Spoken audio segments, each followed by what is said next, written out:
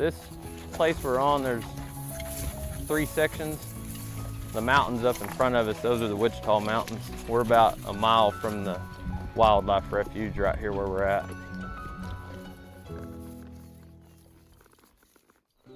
Like for mine and Trevor's deal, I'll have them when they're 2 and 3 or 3 and 4, and they're just green colts, and I'll take them and I start them roping, and mainly what I'm doing is just putting a foundation on them, and I get a big part of that done outside. So in the winter, we'll be doctoring wheat pasture cattle on them, and then in the summer, early in the morning, I'll just take 1 or 2 colts and prowl through some cattle since we're not feeding in the summer, and check them that way. Just get these colts out. Like this colt, he had never seen the outside of an arena and done anything other than lope circles and stuff. So just in a matter of 2 weeks, I'd covered a bunch of ground on him and had to rope a few outside, and it matures their minds real quick and sure speeds up the process of getting a good foundation on them.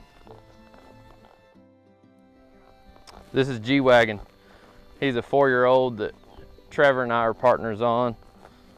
Ty and Melanie Smith found him for us. We were looking for another 4-year-old to take to the rope horse futurities, and Ty called me about this one, and he had just been rode in the reining and didn't make the cut, and said he was gonna make a good horse but needed a lot of miles, and miles as in traveling miles outside, and he called me and said, I got one for you. So this is him, and we're putting the miles on him now. And when I got him, just the first few days pecking around with him, I went to swinging a rope and stuff, and he would just nearly lose his mind. He didn't know anything other than somebody just sitting on his back and pulling on him or kicking on him, and he couldn't do anything other than slow lope. You couldn't long trot him. So he didn't know how to travel. For a head horse, they've got to learn how to stretch out and travel and go somewhere. And so he couldn't do that, and I went to riding him outside, and my dad took him to our Riverland some, and just going through the brush or seeing wild pigs or crossing the water or just loping across the hill to check cattle swinging a rope, they're seeing a lot more than just arena dirt.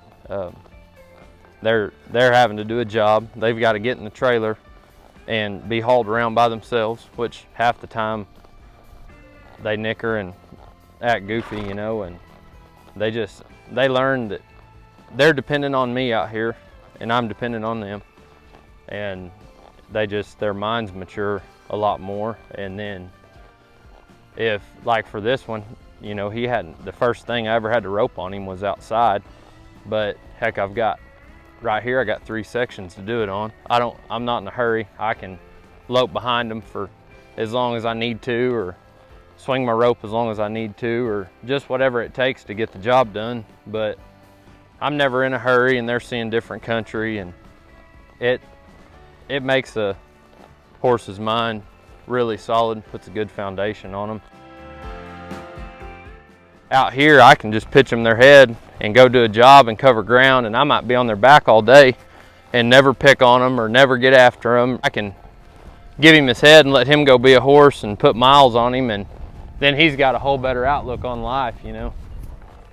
Out here, he learns to listen to me and trust me, and it's no different than when it comes to scoring a head horse that truly scores great listens to me on his back through no matter what's going on. Whether you're at the NFR or the BFI or at home in the practice pen, if that horse can't focus on me and trust my hands, then he's never going to score good. Well, out here, he doesn't have anything he has to trust me. I mean, I could get mad and tie the sucker to that fence over there and walk back to the trailer, but I'm not going to. And so it does a lot for a horse's mind. When I was a kid, heck, I started driving to school when I was 14, and we have a feed yard out south of Snyder, and I would take a colt to the feed yard, doctor cattle, and go to school, go to football practice or whatever, go back to the feed yard and doctor more. And we kept around 1,000 head out there all the time, and it's crazy looking back now, because I'm supposedly a horse trainer, but I see the horses I was making 10 years ago when I was in high school. I see them. The other day at the BFI, there was 5 horses there that I rode when I was in high school. And I look at them horses and I'm like, those are some of the best horses I've made, which they're the most aged. I know there's horses coming along, but they just had a job. I doctored cattle in the feed yard. We doctored cattle in wheat pasture. Every winter we'd have 1,500 head turned out, and it would be nothing for my dad and I to doctor 40 or 50 head a day. You know, we'd both take a couple of colts, and I look back at them horses now and it's crazy that I didn't know what I was doing at that point, but I was doing a job on them, and that's what made those horses so good.